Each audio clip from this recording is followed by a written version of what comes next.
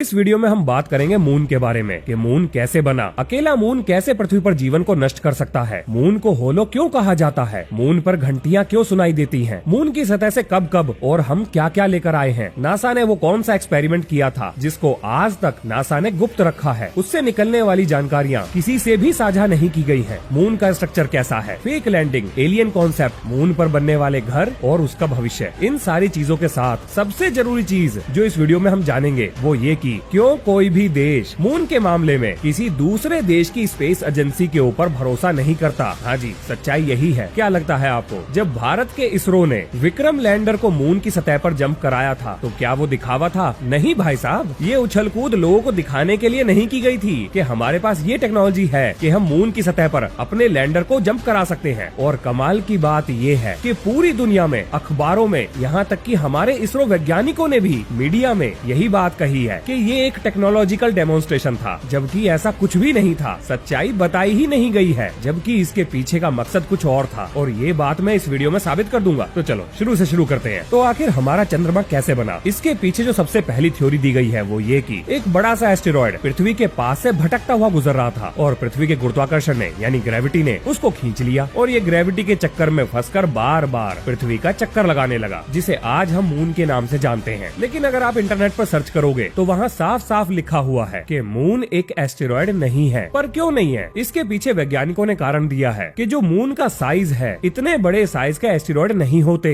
और ज्यादातर एस्टेरॉयड सूरज का चक्कर लगाते हैं, किसी ग्रह का नहीं। इसके अलावा वैज्ञानिकों ने मून को एस्टेरॉयड ना मानने की कोई और एक्सप्लेनेशन नहीं दी है। दूसरी थ्योरी जिस पर वैज्ञानिक विश्वास करते थे, हाँ जी करते थे, वो ये थी कि शायद मून का भी निर्माण तभी हुआ हो जब हमारी पृथ्वी का हुआ था। लेकिन ये बात भी थोड़ी हजम करनी मुश्किल थी। उसके पीछे का कारण था ये कि अगर ऐसा है तो मून के साइज के हिसाब से उसे एक ग्रह होना चाहिए, क्योंकि हमारे चंद्रमा का आकार पृथ्वी के 1/4 के बराबर है और पूरे सौर मंडल में किसी दूसरे ग्रह का चंद्रमा इसके आसपास भी नहीं है। अब इस बात का क्या मतलब हुआ? देखो भैया, पूरे सौर मंडल में कोई भी चंद्रमा अपने ग्रह के 1/4 हिस्से के बराबर नहीं है। हमारे चंद्रमा को छोड़कर कोई भी नहीं है। वैज्ञानिकों के हिसाब से चंद्रमा और पृथ्वी बाइनरी प्लेनेट की तरह व्यवहार करते हैं, यानी चंद्रमा और पृथ्वी 2 प्लेनेट सिस्टम की तरह व्यवहार करते हैं। अब ये दोनों थ्योरीज चांद पर जाने से पहले आई थी, लेकिन जैसे ही नासा ने पहले इंसान को चांद की सतह पर भेजा, ये पता करने के लिए भेजा कि आखिर चांद बना कैसे। हाँ जी, सच्चाई तो यही है। पूरी दुनिया का फोकस था इस बात पर कि पहला इंसान चांद की धरती पर कदम रखेगा, लेकिन नासा का फोकस था इस बात पर कि ये वापस भी आएंगे कि नहीं। नहीं, मैं मजाक नहीं कर रहा हूँ, सच में ऐसा ही हुआ था। दरअसल जब पहला इंसान चांद की धरती पर कदम रखने वाला था, तब नासा को ये बात नहीं पता थी कि चांद की सतह सॉलिड है या धूल का गुब्बारा। कहीं ऐसा तो नहीं कि चांद की ऊपरी सतह धूल का गुब्बारा हो और जैसे ही नासा का लैंडर मून की धरती पर कदम रखे वो उसके अंदर धंस जाए। ये बात तो खुद फिजिसिस्ट मिचियो काकू ने एडमिट की है। We didn't know how solid the surface was. Perhaps the lunar module as it lands on the moon will sink.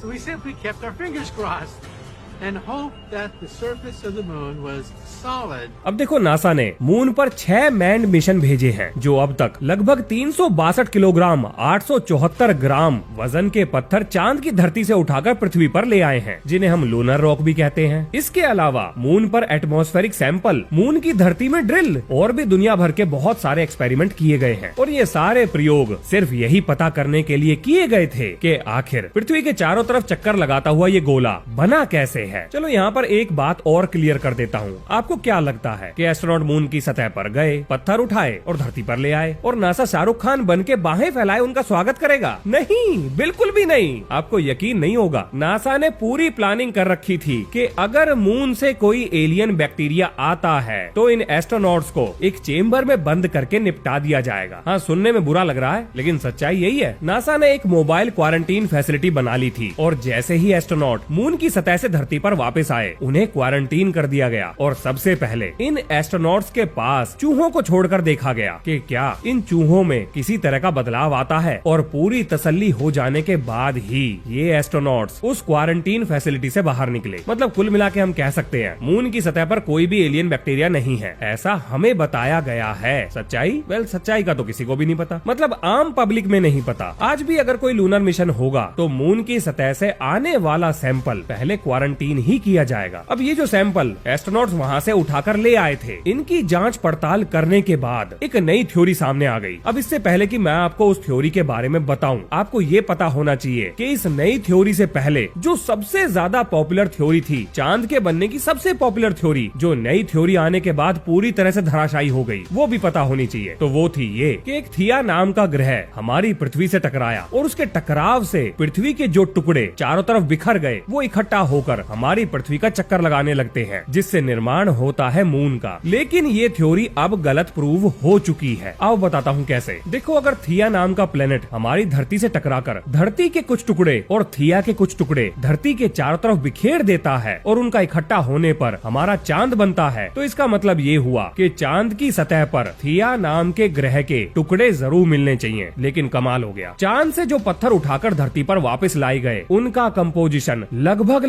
धरती पर पाए जाने वाले पत्थरों के जैसा ही निकला। थिया का तो नामो निशान भी नहीं था। और दूसरा सबूत जो पता लगा वो ये कि चांद पर पाए जाने वाले पत्थर हमारी धरती पर पाए जाने वाले पत्थरों से पुराने थे। यानी कुछ चीजें इस बात की तरफ भी इशारा कर रही थी कि कहीं चांद का निर्माण धरती से पहले ही तो नहीं हो गया था। लेकिन इन सवालों का जवाब अभी भी आज की डेट तक भी हमारे पास नहीं है। अब बात करते हैं होलो मून कॉन्सेप्ट की। क्या ये खाली पीली का ख्याल है या इसके पीछे कोई वैज्ञानिक सिद्धांत है? चलो पता करते हैं। अब नासा के द्वारा भेजे गए अपोलो मिशन सिर्फ मून की सतह के बारे में जानकारी इकट्ठा करने के लिए नहीं थे, बल्कि उनका मकसद ये भी था कि आखिर मून के अंदर क्या है, इसकी कोर कैसी है। और 14 नवंबर 1969 में अपोलो 12 मिशन भेजा गया। अब एस्ट्रोनॉट्स ने मून की सतह पर जगह जगह साइज्मोमीटर लगा दिए। ये साइज्मोमीटर सतह के वाइब्रेशन को नापने के लिए इस्तेमाल किया जाता है। धरती पर भूकंप आने पर उसकी वजह से पैदा होने वाले वाइब्रेशन किस तरीके से धरती की सतह को हिलाते हैं, ये साइज्मोमीटर से नापा जाता है। तो एस्ट्रोनॉट्स ने ये साइज्मोमीटर मून की सतह पर लगा दिए। लेकिन मून की सतह पर बैठकर इंतजार कौन करेगा कि भूकंप कब आएगा? तो नासा ने मून की सतह पर भूकंप लाने के लिए एक जुगाड़ लगाया। उन्होंने क्या काम किया, अपना मिशन खत्म होने के बाद जब एस्ट्रोनॉट्स को लेकर स्पेस मॉड्यूल वापस मून की सतह से उड़ता है, तब वो अपने असेंड स्टेज के मॉड्यूल को मून की सतह पर गिरा देते हैं, जिसकी अब उन्हें कोई भी आवश्यकता नहीं थी। और इसके गिरते ही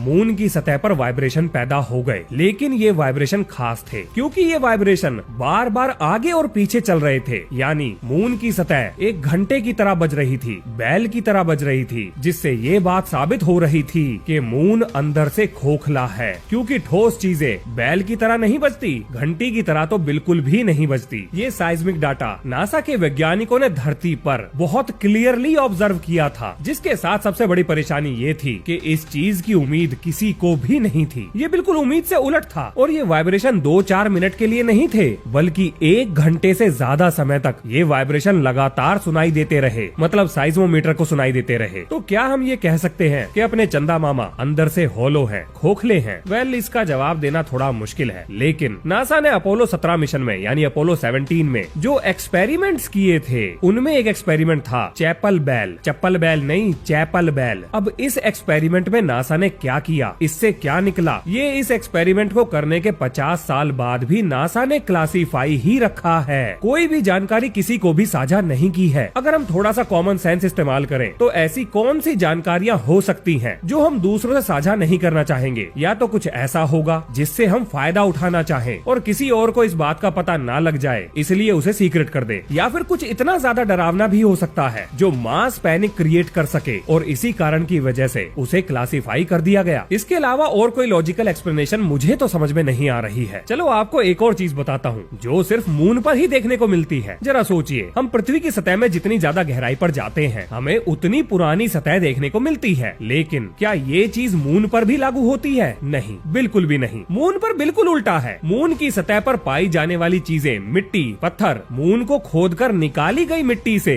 ज्यादा पुराने हैं। अब ऐसा कैसे हो सकता है? अगर हम कॉमन सेंस का इस्तेमाल करें तो जरा सोचिए, जब आप एक गड्ढा खोदते हैं तो गड्ढे में से निकाली गई मिट्टी को कहाँ डालेंगे? जाहिर सी बात है, उस गड्ढे के आसपास की सतह के ऊपर डालेंगे। अब इससे होगा क्या? इससे होगा ये कि आपने पुरानी सतह को निकाल कर नई सतह के ऊपर डाल दिया। पृथ्वी पर तो ऐसा ही होगा, यानी गहराई से निकाली गई मिट्टी की उम्र ऊपर की सतह से ज्यादा होगी। और ऐसा करने पर अगर हम ऊपर की सतह के सैंपल लेंगे तो उसकी उम्र ज्यादा ही आएगी। तो क्या इस बात से ये चीज साबित होती है कि मून की मिट्टी को खोद कर ऊपर डाल दिया गया क्या है? क्या मून अंदर से खोखला है? बहुत सारे सवालों में से ये भी वो कंफ्यूजिंग सवाल है जिसका जवाब वैज्ञानिकों के पास नहीं है, और अगर है तो उन्होंने हमें नहीं बताया है। अब अगर मून अंदर से खोखला है यानी होलो है, तो आखिर ये होलो हुआ कैसे? क्या किसी ने इसको अंदर से खोद खोद कर होलो किया है? क्या ये काम किसी और इंटेलिजेंट लाइफ सोर्स का है? वैसे इस बात का जवाब देना बहुत मुश्किल है, लेकिन मैं एक और सबूत को इस चीज से जोड़कर बता सकता हूँ। देखिए, मून की सतह पर नेपटूनियम 237 मिला है। सुनने में अजीब लगा?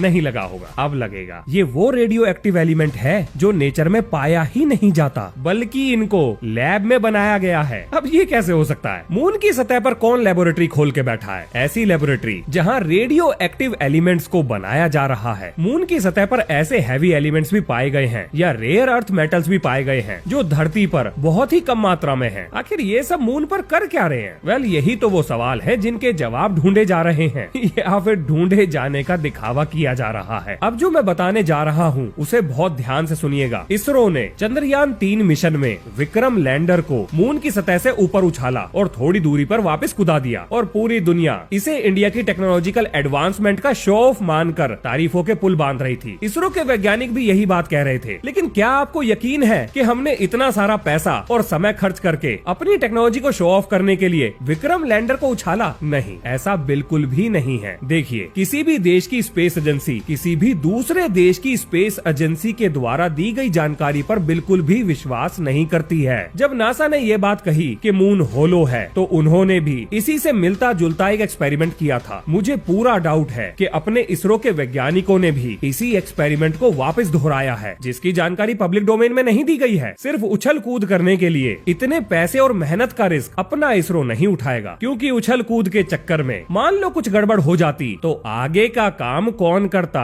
अब देखो, मैं इसरो की मंशा या वैज्ञानिकों पर सवाल नहीं उठा रहा हूँ, बल्कि मेरे मन में जो डाउट है मैं उस डाउट को आपको बता रहा हूँ। ये गलत भी हो सकता है, सही भी हो सकता है, लेकिन अगर हम ऐसे सवाल ना पूछें तो सच्चाई का कभी भी पता नहीं चल पाएगा। ये मेरे पर्सनल विचार हैं, आप इससे बिल्कुल डिसएग्री कर सकते हैं। वही सेम एक्सपेरिमेंट जो कि नासा ने किए, हमारे इसरो ने भी किए, चाइना ने भी किए, रशिया ने भी किए, यूरोपियन स्पेस एजेंसी ने भी किए, जापान भी करने की प्लानिंग बना रहा है, इजराइल भी करने की प्लानिंग बना रहा है। आखिर क्यों? क्योंकि मून पर जरूर कुछ ऐसा है जिसमें सबका इंटरेस्ट है, पर वो है क्या? वेल, ये हमें कोई क्यों बताएगा? अब जरा मून की ताकत के बारे में बात कर लेते हैं, यानी उसके असर के बारे में। और यहाँ पर जरूर आपको कुछ ऐसा पता लगेगा जिसकी उम्मीद शायद आपने नहीं की होगी। आपने सिल्वर ड्रैगन का नाम तो जरूर सुना होगा, और अगर नहीं सुना तो मैं बता देता हूँ। चाइना यानी शंघाई के साउथ वेस्ट में 100 मील की दूरी पर एक बहुत ऊंची वेव उठती है, जिसकी ऊंचाई लगभग 30 फुट और रफ्तार 25 मील प्रति घंटे के आसपास रहती है, जिसको देखने के लिए पूरी दुनिया से लोग हर साल इकट्ठा होते हैं। और ये धरती पर घटने वाली रेयर घटनाओं में से एक है, यानी मून का ग्रेविटेशनल पुल आप बिल्कुल रियल टाइम में महसूस कर सकते हैं। आज हम जानते हैं कि समुद्र में टाइड क्यों आते हैं, और मून का ग्रेविटेशनल पुल धरती पर मौजूद पानी को एक साइड से उभार कर क्यों रखता है। लेकिन मून के बहुत सारे प्रभावों में से ये तो बहुत ही छोटी सी चीज है। शायद अब मैं जो बताने जा रहा हूँ वो आपने पहले ना सुना हो। अगर मून ना रहे तो हमारा सूरज धरती को बिना सॉस चटनी के फ्राई कर देगा। हाँ जी, बिल्कुल कर देगा।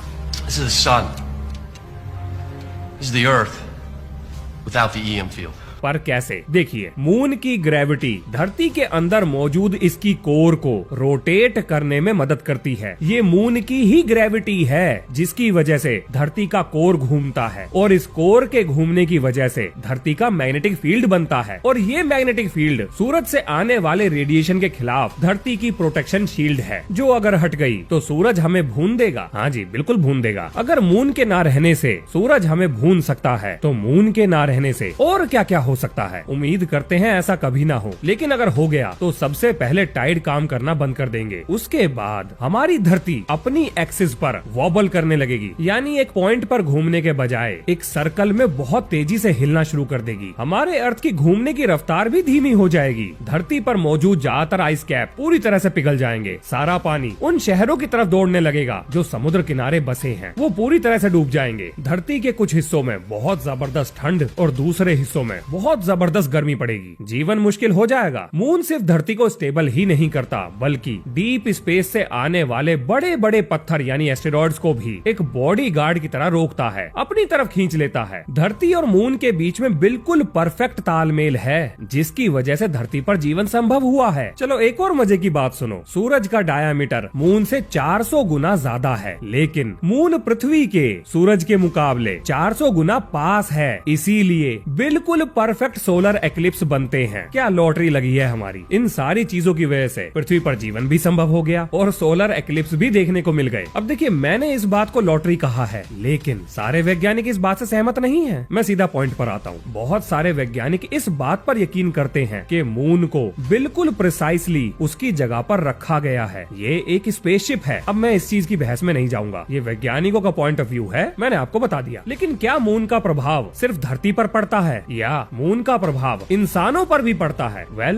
बिल्कुल पड़ता है। आपने एक शब्द सुना होगा, लूनेटिक, जिसका अर्थ है एक ऐसा इंसान जो अजीब और बहुत ही खतरनाक हरकतें करता है। ये लूनेटिक शब्द कहाँ से आया है? लूनर शब्द से। लूनर का मतलब क्या है? मून। तो इंसानों की अजीब और खतरनाक हरकतों को चांद से जोड़कर क्यों देखा गया? क्या इसके बीच में कोई सीधा संबंध है? बिल्कुल है। एक रिपोर्ट तो यही साबित करती है। 1984 में ब्रिटिश मेडिकल जर्नल में एक रिसर्च पेपर पब्लिश हुआ, जिसका लिंक मैं आपको डिस्क्रिप्शन में दे दूंगा। और इस रिसर्च पेपर को लिखा था पटना मेडिकल कॉलेज के दो रिसर्चर्स ने, जिनका नाम था सीपी ठाकुर और दिलीप शर्मा। इन दोनों के द्वारा की गई रिसर्च में ये बात साबित हो गई कि मून का प्रभाव हमारे दिमागों पर पड़ता है और हमारी हरकतें पूर्णिमा की रात को यानी कि फुल मून नाइट को बिल्कुल बदल जाती हैं। इसके सबूत इस रिसर्च पेपर में दिए हुए हैं, यानी कि पूर्णिमा की रात को क्राइम रेट बहुत ज्यादा बढ़ जाता है। अब इस चीज को और डिटेल में पता करने के लिए मैं इससे जुड़े हुए रिसर्च पेपर ढूंढ ही रहा था, तभी मेरी नजर पड़ती है नेशनल लाइब्रेरी ऑफ मेडिसिन में एक रिसर्च पेपर पर, जिसमें ये लिखा था कि मून साइकिल्स हमारे दिमाग में केमिकल लोचा करती हैं। अब देखो, उसमें बायोलॉजी से रिलेटेड टर्म्स का इस्तेमाल किया गया था, तो अपने सर के ऊपर से बाउंसर चला गया। अगर आप में से कोई बायो वाला है तो उस रिसर्च पेपर को समझ सकता है। मेरे लिए थोड़ा मुश्किल था, तो मैंने शॉर्ट में केमिकल लोचा नाम डाल दिया। जैसा कि हम जानते हैं, हमारे शरीर पर मैग्नेटिक फील्ड का प्रभाव पड़ता है, तो क्या हमारे शरीर पर मून की मैग्नेटिक फील्ड का भी प्रभाव पड़ता है? वेल, आपको जानकर हैरानी होगी कि मून की मैग्नेटिक फील्ड हमारी धरती की मैग्नेटिक फील्ड से 1000 गुना कमजोर है, लगभग ना के बराबर है। लेकिन मून पर जो पत्थर हैं, उनके अंदर जबरदस्त मैग्नेटिक प्रॉपर्टीज पाई गई है ना कमाल। मून मैग्नेटिक नहीं है, लेकिन मून के पत्थर मैग्नेटिक हैं। यहाँ सब कुछ विचित्र है। एक और मजे की बात सुनो, जब नासा ने अपनी सैटेलाइट मून के चारों तरफ उड़ाई, तो मून के साउथ पोल के नजदीक से गुजरते हुए सैटेलाइट्स को मून ने नीचे खींच लिया, थोड़ा सा नीचे खींच लिया। अब ये बहुत ही अजीब चीज थी। इसका सीधा सीधा मतलब ये था कि मून के साउथ पोल पर ग्रेविटी मून के बाकी हिस्सों से ज्यादा है, और ऐसा तभी हो सकता था अगर साउथ पोल की डेंसिटी बाकी हिस्सों से ज्यादा हो, और ये तब हो सकता था अगर साउथ पोल पर कोई मैसिव मेटल का टुकड़ा हो या मिनरल हो। और हुआ भी यही। मून के साउथ पोल पर सतह के नीचे एक मेटल का बहुत बड़ा पहाड़ दबा हुआ है, जिसकी वजह से वहाँ स्ट्रॉन्ग ग्रेविटेशन फील्ड है। अब ये पहाड़ आया कहाँ से? तो साइंटिस्ट की इसको लेकर एक थ्योरी है कि कोई एस्टेरॉइड, मेटल एस्टेरॉइड मून से टकराया होगा और पिघलकर उसके साउथ पोल में समा गया। अब अगर आपने मून को गौर से देखा हो तो आपने पाया होगा कि हमेशा हमें मून की एक ही सतह दिखाई देती है। पर ऐसा क्यों? तो उसका सीधा कारण है ये कि मून को अपनी धुरी पर घूमने में 27 दिन का समय लगता है, और इतना ही समय मून को धरती के चारों तरफ घूमने में लगता है। और क्योंकि ये दोनों समय बिल्कुल बराबर हैं, इसीलिए हमेशा हमें धरती की तरफ से मून का एक ही सिरा देखने को मिलता है, और इसे सिंक्रोनस रोटेशन का नाम दिया गया है। पर इसकी कोई लॉजिकल एक्सप्लेनेशन भी तो होनी चाहिए। आखिर वैज्ञानिकों ने क्या कहा है? तो देखो भैया, वैज्ञानिकों ने ये कहा है कि धरती और मून के बीच में एनर्जी ट्रांसफर होता है, यानी धरती मून पर फोर्स लगाती है और मून धरती पर फोर्स लगाता है, और इसी कारण से मून और धरती एक दूसरे के साथ टाइटली लॉक्ड हैं। अब जो लोग मून पर भविष्य में घर बसाने के बारे में सोच रहे हैं, उनके लिए सबसे आसान तरीका है लावा ट्यूब का इस्तेमाल करना। अब ये क्या चीज है? देखो, जिस समय मून गर्मा गर्म आग का गोला था, तो उस समय पर मून की सतह पर बहने वाला लावा इसकी सतह के नीचे पतले पतले रास्ते बनाकर चला गया, यानी ठंडा हो गया और वो जगह खाली हो गई। तो अगर हम उन ट्यूब्स के अंदर चले जाएं, जो कि काफी खाली हैं, तो वहाँ पर रहने का ठिकाना बनाया जा सकता है। अब बात करते हैं फेक लैंडिंग वाली थ्योरी की। तो देखो भैया, अपने को इस पे बिल्कुल यकीन नहीं है। मेरे हिसाब से नासा ने प्रॉपर तरीके से चांद पर लैंडिंग करी थी, और जिस जूते के निशान को दिखाकर ये कहा जाता है कि ये फेक लैंडिंग है,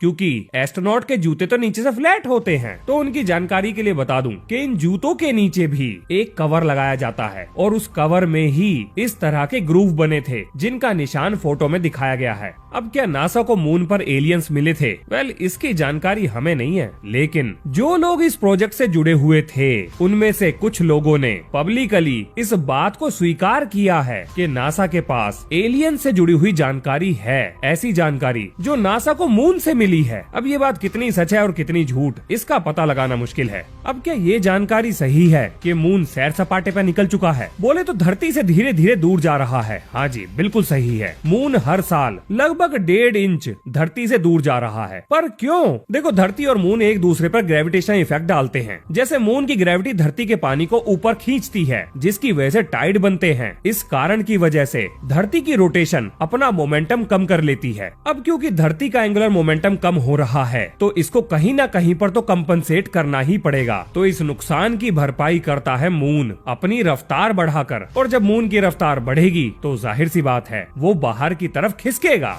और इसीलिए हर साल ये 1.5 इंच खिसक जाता है। अब जाते जाते कुछ बेसिक सवालों का जवाब और दे देता हूँ, जैसे कि मून की मैग्नेटिक फील्ड इतनी कमजोर क्यों हो गई? तो उसका कारण है मून के अंदर ठोस कोर का ना होना। और क्योंकि मून के अंदर ठोस कोर नहीं है और ना ही वो घूमती है, तो मैग्नेटिक फील्ड भी नहीं बनेगी। मून की मिट्टी का रंग ग्रे क्यों है? तो भैया उसके पीछे का कारण है आयरन, मैग्नीशियम और फेल्डस्पार, और इसके साथ कुछ और चीजें। इनका रंग लगभग ग्रे और भूरा सा ही है। तो मून की सतह का रंग भी ऐसा ही है, क्योंकि मून की सतह में सबसे ज्यादा यही पाए जाते हैं। अब बात करते हैं हीलियम 3 की। बड़ा हल्ला मचा है इसे लेकर, तो इसके ऊपर तो अलग से वीडियो बना रखी है। चिंता मत करो, खोज के मैं ही निकाल दूंगा अगर मिल गई तो। और अब आखिरी सवाल, मून को मून क्यों कहते हैं? इसके पीछे भी कारण है, बताता हूँ। मून शब्द निकला है इंग्लिश के एक वर्ड मोना से, और ये मोना शब्द आया है एक लैटिन वर्ड मेट्री एंड मेनेसिस से। अब इसमें मेट्री का मीनिंग होता है मेजरमेंट और मेनेसिस का अर्थ है मंथ यानी महीना। तो क्योंकि पुराने समय में चांद का इस्तेमाल महीने को नापने के लिए किया जाता था, इसीलिए इसका नाम मून पड़ गया। तो ये थी मून के ऊपर एक छोटी नहीं बड़ी सी वीडियो जो अब खत्म होती है। मिलते हैं नेक्स्ट वीडियो में। जय हिंद, जय भारत।